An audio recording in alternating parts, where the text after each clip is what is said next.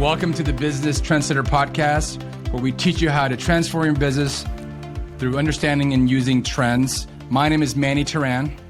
And I'm Adam Hartung. And we are Spark Partners.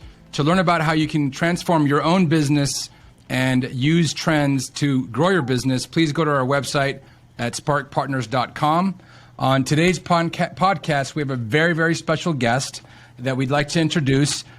His name is Frank Cespedes, and he is the author of an amazing book called Sales Management That Works. He's a Harvard professor. He's a successful business guy, an author, and an all-around gentleman and scholar. Thanks for being on our show, Frank. Manny, Adam, my thanks go to you. It's a pleasure to be here.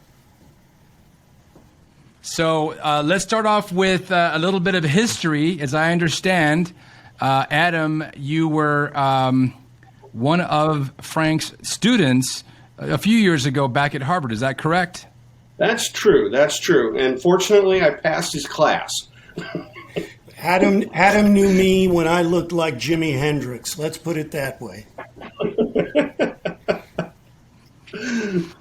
So when was that, Adam? You actually took his class. Was that in the 80s?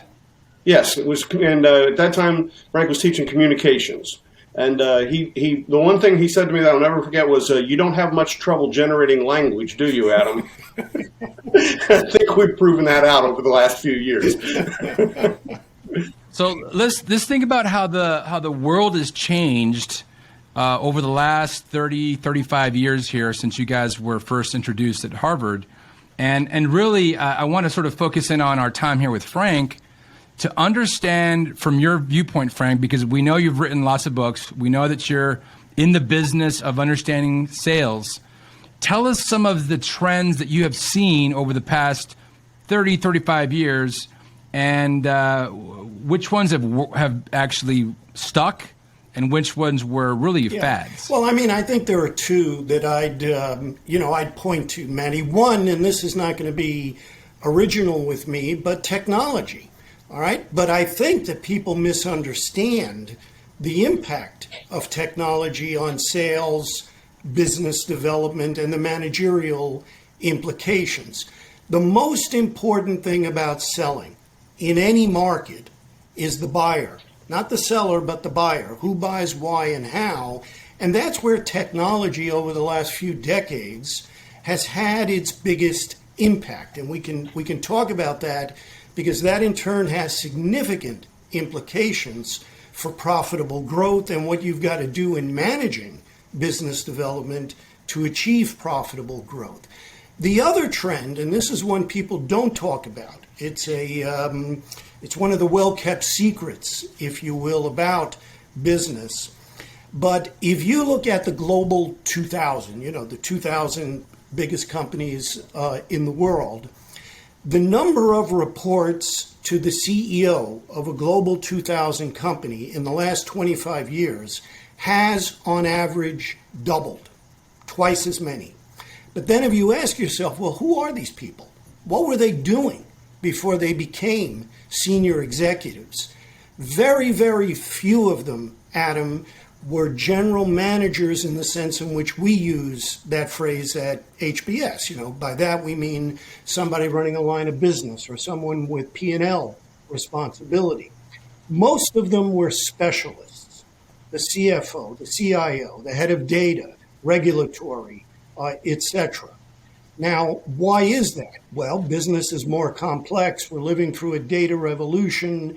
That kind of specialization is important, but it has two big implications. One is many C-suites, and I know this from serving on boards and working with lots and lots of companies, many C-suites are increasingly siloed. And to our point, Manny, fewer people than ever before have made it to senior executive levels with prior sustained experience in customer contact activities like sales and marketing. And that's a big deal because it affects the ability to put together a market relevant strategy. So those would be the two big things I'd point to. If you think about some of the business leaders today that we pay a lot of attention to, we certainly had a lot of admiration for Steve Jobs. More recently, though, we've had Sir Richard Branson getting a lot of attention and Jeff Bezos getting a lot of attention because of their space flights. And if you think about that and characterize what those people are like when you see them, when you hear them talk with the traditional sort of C-suite executive or CEO, there is a substantial gap between the way they tend to talk and the way they tend to approach thinking of running a company. Well, I mean, think about the trio that you just pointed to. It's no coincidence that each of those people was a founder entrepreneur. I mean, that's what I teach now at HBS. And, when you were a student there, sales was like a topic that everybody was sort of ashamed of. Yeah, sales, Now, because of the increase in entrepreneurial this and entrepreneurial that, you don't have to convince would-be founders that they better know something about sales and business development. And that's true of Jobs, Bezos, all the rest of them. For some time, they're in effect carrying a bag in their business, and they're right there at the coalface when it comes to customer interactions for years in a way that it's not true for someone who makes their way up through the traditional corporate hierarchy. I think the other thing that distinguishes them, and for that matter, good CEOs versus mediocre CEOs, is the ability to put in place processes and culture that keeps the rest of the organization understanding that without profitable growth, which comes from customers, we've got a big problem. In other words, it sets the culture and those priorities. Yeah, so we talk about really two things a lot at Spark Partners, and of course this will ring true to you, and that is value and value delivery. There's some CEOs, the ones we just really listed, and really good ones that tend to focus on delivering the value to the customer. But I don't know what happens, but sometimes they either take a few steps back into the value delivery. How can we make the processes better? How can we improve the bottom line through cost cutting?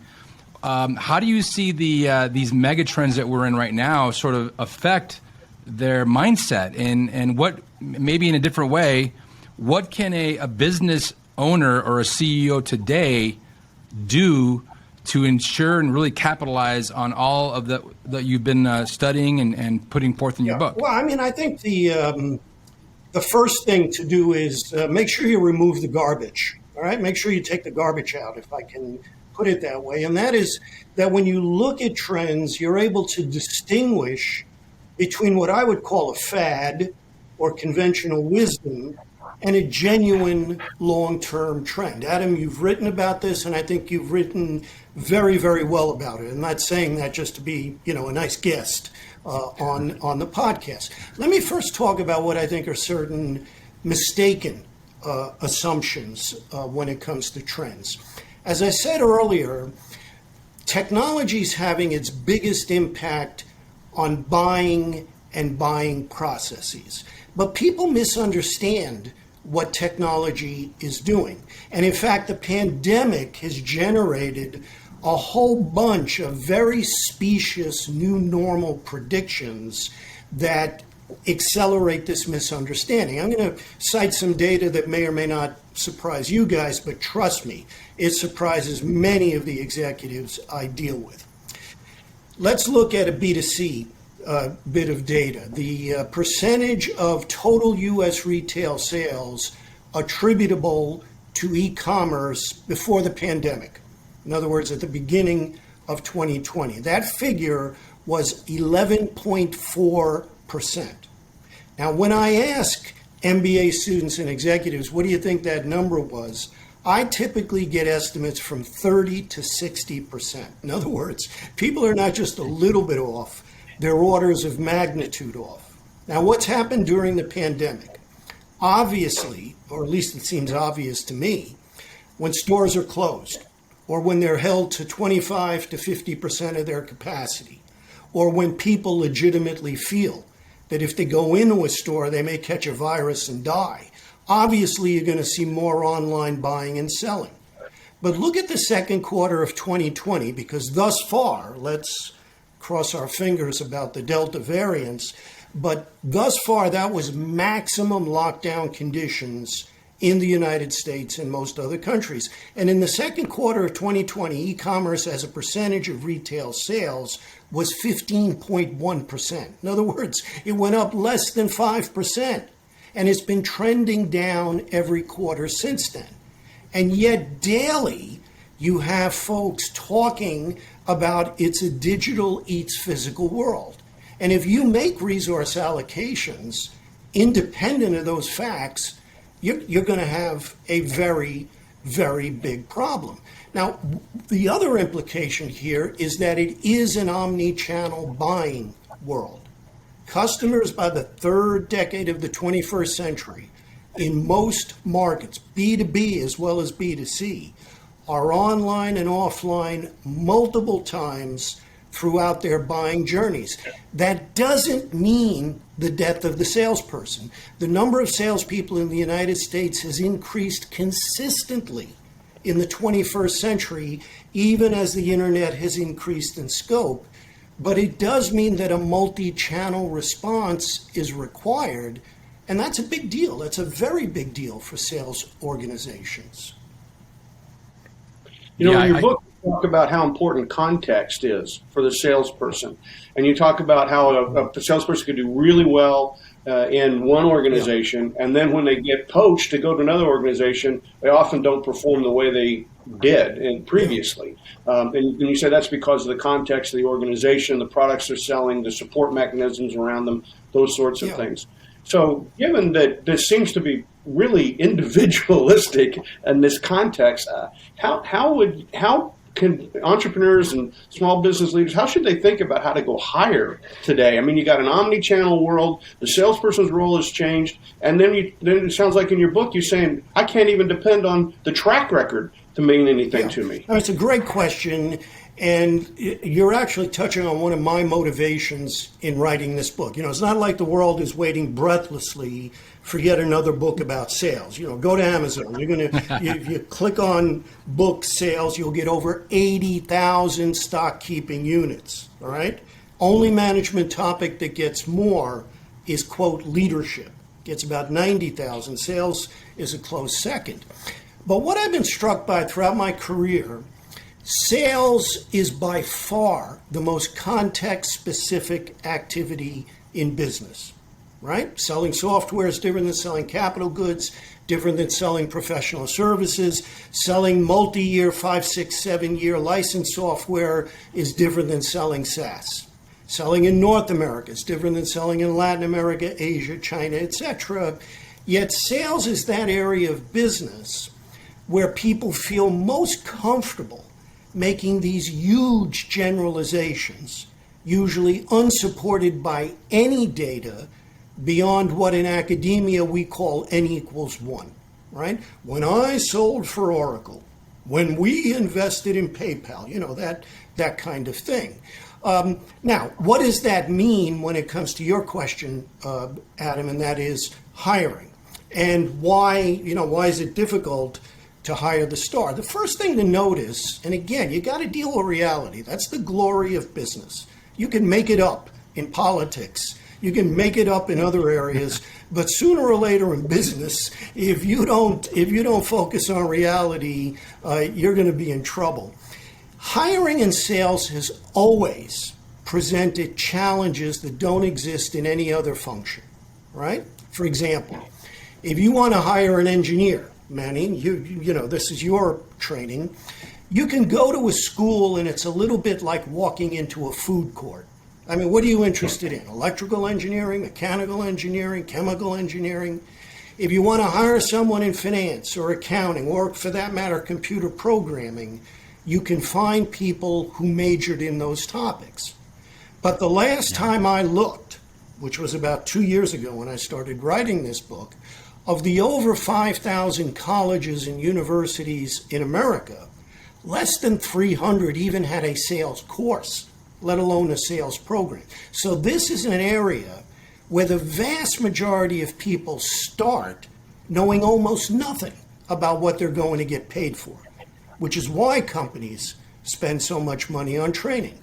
And common hiring practices make a tough job even tougher.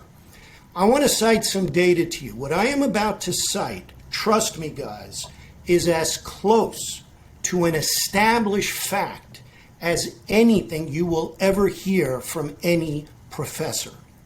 The correlations between the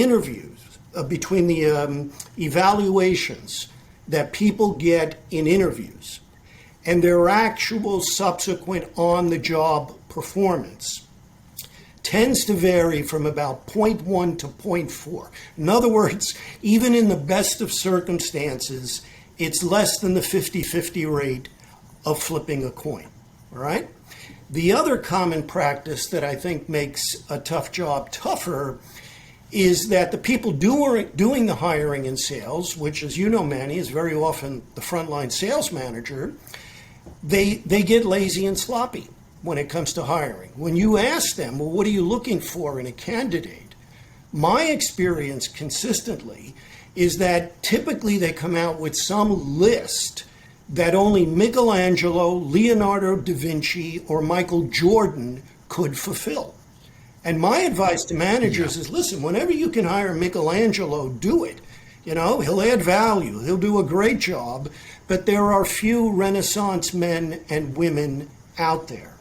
The most important thing in hiring is knowing what you're hiring for. And in sales, that means you have to understand what are the key tasks in business development and sales in your business, not in some generic selling methodology, in your business. Where is it that our salespeople have to be very, very good? And where is it that they just need to be good enough? Because a lot of that is going to be handled by marketing or customer success, etc. And until you can clarify and articulate that, you're going to make a tough job in hiring even tougher. And then the next thing to know about hiring, especially in sales, is that it's about behavior. It's not about how they smiled during the interview. So you always want to get multiple assessments, and whenever possible, you want to do things where you can judge behavior. Internship type hiring scenarios, other behavioral assessments. Those are the areas that I would focus on. In most organizations, when it comes to sales hiring, if you add up the numbers, the amount of money they spend because of turnover on hiring, training and development, the opportunity cost inherent in getting a rep up to productivity, that number annually is bigger than usually their biggest CapEx decision, but it doesn't get the same attention as buying software does. This is an area where people can improve. Yeah, I'm reminded. So I've been in that world a lot, Frank. I've been from the sales side. I've been business development. I've hired business people. I've consulted with business people that are hiring for salespeople. I mean, I've run the gamut, and there's a certain sort of romance associated with sales. Yeah. And there's a lot of legends and lore about, oh, so-and-so did so well in this company, and we got to get her in here. We got to get him in here. And so there's still a lot of legends and lore. I see that in sales in particular.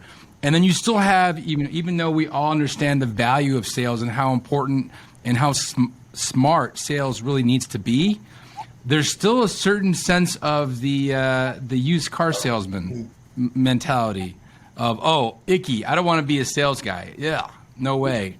And, what I talk about a lot when I meet people on the street or when I do talks at the university is I'm trying to flip that message saying, hey, the most successful people in this world are salespeople. Yeah. You think that Steve Jobs was just a regular schmo? The guy was a brilliant sales guy. You think Elon Musk is just a product development guy? No way. The guy's a sales guy. And so understanding that is going to help you to understand how you can take your own career to the next level. So those are all very important insights, Frank. I really appreciate and I think, how really pointed that is, because a lot of people, again, go back to that legends and lore. They romanticize the person and what the role really is. I think you're pointing to two important things. One is the legend and lore, but it's important to understand what drives that. Sales is in business the ultimate performance art. You either close the sale or you don't. That's why, I find it almost comic and you would know this, Manny, you know, these figures that have become popular in the last 10 to 15 years, 62% of the buying process is completed before we see a rep. What does that mean? I mean, you either close a sale or you don't, 62%. You know, this sort of faux specificity. But the reality is, if you look at the vast majority of sales organizations, and if I can put in a plug, you know, you'll see the data in the book. In most sales organizations, the top 10% of reps are not just a little bit better than even the average rep. They are much, much better. It's a creative activity. You'll see the same kinds of results in many, if not most, other creative activities. Returns to movies and Broadway shows, patents by scientists, VC investments, etc. So there are such things as stars in sales. There's no doubt about that. But to your point, stardom is not easily portable. We all know companies that hired the star from company X, and somehow when she got to our firm, you know, what happened? Well, it's not like that person suddenly got stupid or lost their individual capabilities.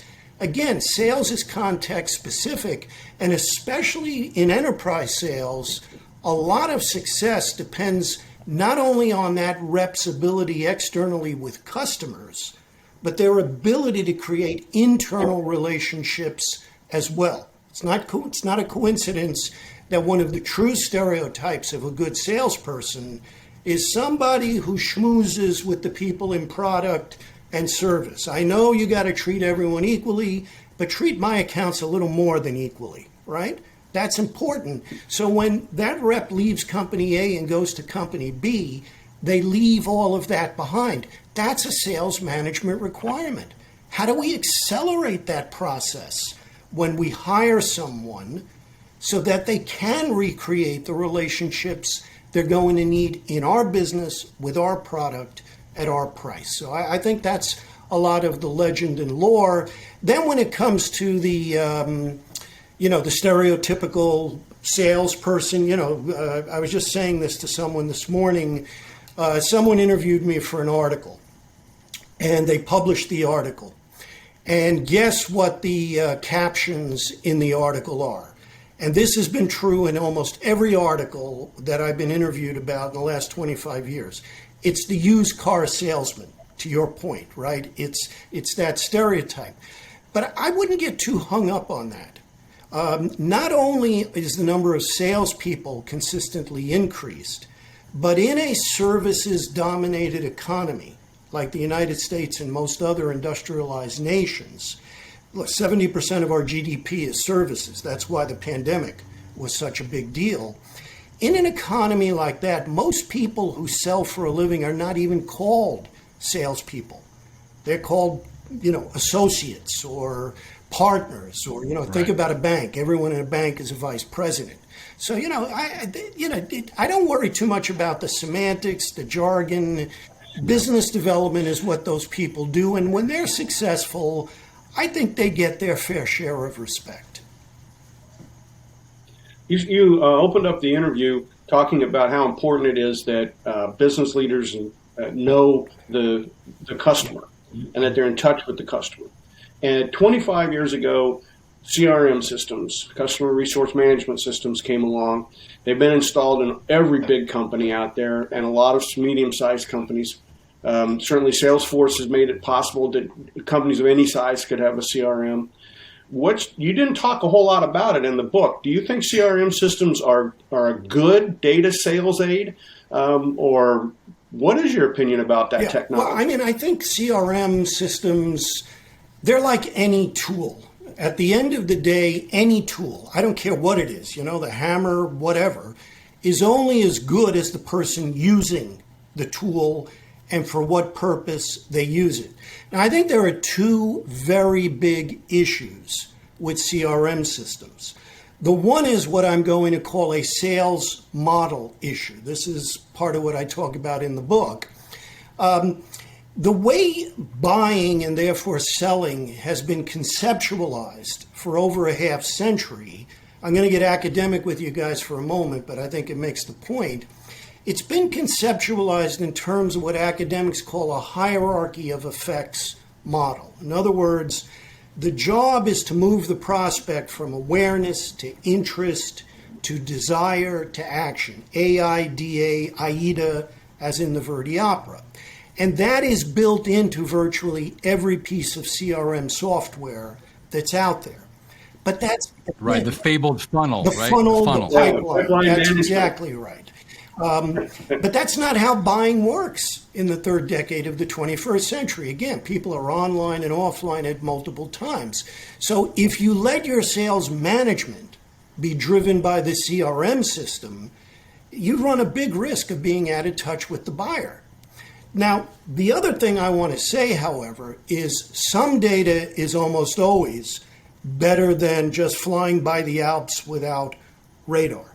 But when it comes to CRM, it's like any technology, garbage in, garbage out. If you look at how CRM systems, how the data works in most CRM systems, it doesn't generate a lot of confidence in that data. Different salespeople in the same organization mean something very, very different when they say qualified lead. Manny means he engaged in a customer discovery call. I mean I sent an email, right? That sort of thing. Where that prospect is at a given stage in the CRM system, again, varies by rep. So most CRM systems in the aggregate are the aggregate result of very, very different subjective assessments by individual reps. Now, I'm not saying throw the CRM system out, but if, like many companies, you let your CRM system determine how you organize, compensate, deal with sales, you're looking at the world through one eye at best. Yeah, it always seems to me like people get tired of doing paperwork. And so it doesn't matter what kind of job you have, the paperwork gets old after a while. And I would reckon that it's very tough if you're trying to make your bonus in the sales world to find a lot of time to fill out your CRM forms. And you're also alluding, Adam, to something that I think is also very, very important. Again, some data, because data helps. If you ask yourself, now this data will vary by company and industry, but if you ask yourself on average, how much time does the average salesperson spend in customer interactions? And by customer interactions, I don't simply mean, making a pitch, either online or in person. I mean all forms of customer interactions, email, webinar, demo, etc. In the aggregate, that figure is between 30 and 35%, right? Now think about the impact in most businesses if you can make that 40%, 45%, nirvana, 50% or more. Not only is that in most businesses a huge productivity improvement, but it also increases the addressable market of the venture, because segments that were economically infeasible in the past are now economically attractive because we have that increased business development capacity utilization. So paperwork is not just something that always annoys people. It's an important issue. And again, as the book I think explains, there are levers available to managers to increase that time. They don't just have to complain about it. They can do something about it. I have a bit of a targeted question using your vast experience from the book and from writing your other books and just in general. And it's something that's very close to my heart in that. So Adam and I met because I was a member of Vistage, which is a CEO peer-to-peer networking group. Adam was a speaker. And I remember I was in Vistage for about 3 years. And the number 2, maybe number 1, maybe number 3 topic of every Vistage meeting was finding competent salespeople. There was always an issue. Somebody always brought up, hey, I'm looking for a salesperson. And even currently right now, I've got a really good friend who's sort of turning around an organization. and he's having a hard time finding salespeople. And so I'm thinking, you've talked about rolling your own. You talked about the sort of the who they are as people. What would you say to this person, my friend John, for instance, who has a hard time finding salespeople? He's putting ads out looking for salespeople. Would you recommend that he find somebody that understands the back end technology and turn them into a salesperson? Or would it be more beneficial to find a salesperson in some adjacent market? I mean, he sells internet services. So, maybe a used car salesman could come in and learn the process. What would you recommend to John? I mean, it's a good question and a timely question because, in fact, and let's hope this continues, the recovery from the pandemic is making that very, very much a seller's market, not a buyer's market. Now, let me, I'm on boards and I'm hearing this all the time. And let me tell you what I tell CEOs, and I always quote the line from the gangster movies. Hey, you chose this life, all right? It is not the responsibility of the market to be kind to our business. It's our responsibility to adapt to the market. And in fact, this may sound counterintuitive, Manny, but if the current labor market conditions, especially in sales, motivate your friend to just get more rigorous about his search and hiring criteria. In other words, more rigorous about clarifying what he is and isn't looking for. That might not be a bad thing for him and, for that matter, for our economy, because it might drive better fit between the person hired and the task. Then to your point, should we do the technical part, or should we hire for potential, that kind of thing? I want to get back to ground zero about this. Sales is very context specific. And this is not the typical Harvard professor answer. Well, it depends. This is a case where it really depends. Let me give you an example. By far, the most commonly cited hiring criteria in sales is, quote, I'm looking for someone with experience, right?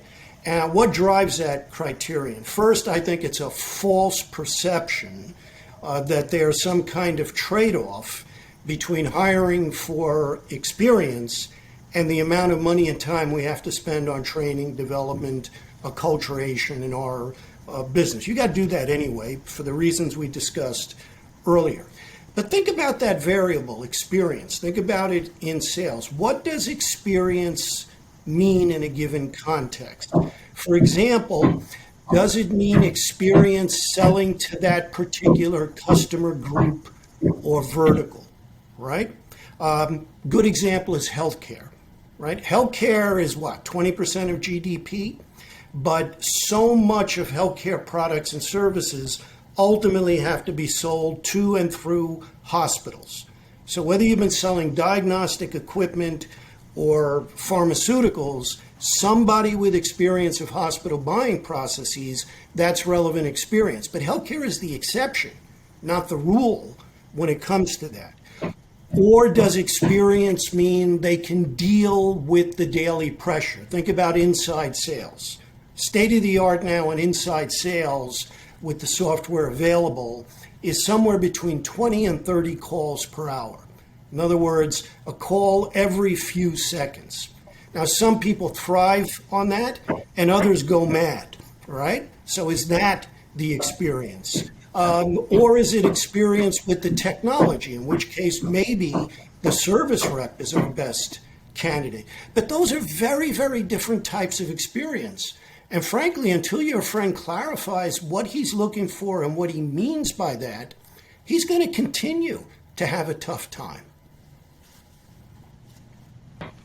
Yeah, and I don't think it's just him. I see a lot of that in the industry. So what I really like about your message is that sales is no longer, maybe it never really was, a singular activity. It isn't like maybe in the context of a used car guy that's on the lot, maybe that's the only exception. But otherwise, I mean, you're influencing people through your LinkedIn, through your social media. You're having email relationships. You're using your phone with text messaging. you're using networks, you're using resources that are beyond just your face to face. So I think that the 21st century salesperson, or at least this century, is going to be looking at a multi-dimensional person. Yeah, and again, you chose this life. It makes hiring even tougher because the bar is being raised, which is what you should expect in any competitive activity like business. What I'm about to say, once I say it, people say, duh. But think about this. In business, you don't compete with the dead. You don't compete with people who have gone out of business. You only compete with the survivors. What does it take to survive in a competitive industry? You do have to adopt best practices. The bar is always raising. Sales and sales hiring is no exception. Now, what is also increasingly true, Manny, is what you've pointed to. Sales success has always been an organizational outcome, right? It's dependent on the product, the price, as well as the skills and street smarts of the rep. But what the technology is doing and what that omni-channel buying is doing is making sales increasingly a cross-functional activity. And the reason for that, I'm going to date myself when I use this analogy, Adam. It's a movie from the 80s, but it's what I call the Ghostbusters reason. You remember that wonderful film and the sort of tagline, when you see a ghost, who you going to call? Well, what the research tells us is that when the customer has an issue, about 80% of the time, they call the person who sold them that product or service. It then becomes the de facto role of the salesperson, no matter what their job description says, to go back into their company and work across functions to try to resolve it. And I discovered this when I ran a company. That's never easy. All right, that is just never easy to negotiate across the standard operating procedures of different functions. But that's increasingly one of the impacts of the changes we've been talking about on sales. And among other things, you need people who can do that, as well as do the customer-facing activities that do remain important. I remember a few years ago there was a IT services company, and they were not winning. There was other firms were growing faster than they were. They identified one of the stars in the other firm, and they made him a really big offer. They said, "Come over to us. We'll pay you a ton of money. We need somebody to help get our sales going." The guy comes into the organization, and he's not very successful in the first 2, 3, 4, 5, 6 months. Everybody's sitting around scratching their heads. They finally had a meeting, and he sat down and said, when I was over at the other company, and he starts ticking off what he called the support mechanisms that he had. And in 1, 2, 3, he talked for an hour. And he was talking about all these different things that happened in in that company that he called support. But they were, as you say, it was the network, it was the way the sales process was organized. When he got done, the CEO said, "Well, it sounds to me like you just can't be successful without a lot of help." And I looked at the CEO and I said, "It sounds to me like if you want to win, you need to figure out how to get a better sales process put in place." He was trying to rely on the superstar to make it all happen, and the superstar just told him, even superstars need to have support mechanisms. They need to have the right things around them if we're going to try to get Adam, these customers. It's a great example, and it's especially one that in fast-changing technology markets is very, very common. When shortly after you graduated from HBS, one of the early case studies that I wrote, a senior executive said something to me that it took me years to understand the street smart wisdom of what he was getting at. He said, "Frank, you watch what happens in your career. Marketing and sales in most companies will be managed the way it should have been managed 5 to 8 years in the past in that industry, because that's the last time that the senior people who are making the really important resource allocation decisions in the company, that's the last time they had consistent customer contact." And CEOs are a great example of that. Well, guys, I think we probably ought to be trying to wrap this up. This, again, is Frank's book. And I hope everybody can get out there and get a copy of it. We just touched on the highlights of a lot of the really good information that's here. Manny, what do you have? Absolutely. So we're going to be offering the book on our website here for all these Spark partners and the Business Trendsetter podcast listeners and viewers. And so please log on to the website, buy the book. Frank, we thank you so much for your time. I got a lot of insights, and certainly those that are listening to the podcast here will gain tremendous insights on how to grow their own business through understanding how to create a sales management structure that really works. Manny, Adam, I want to thank you very, very much for the opportunity to talk about these topics. Absolutely. Well, thank you very much, and we will be talking to you next time on the Business Trendsetter podcast. Please go to our website at sparkpartners.com, and I'll give one last plug for the book as well as our course, Think Innovation, which really teaches business owners and leaders how to change their mindset and keep growth at the top of their list of goals. With that, thanks very much. We'll talk to you later, Frank. Thank you. Bye-bye. Thank you.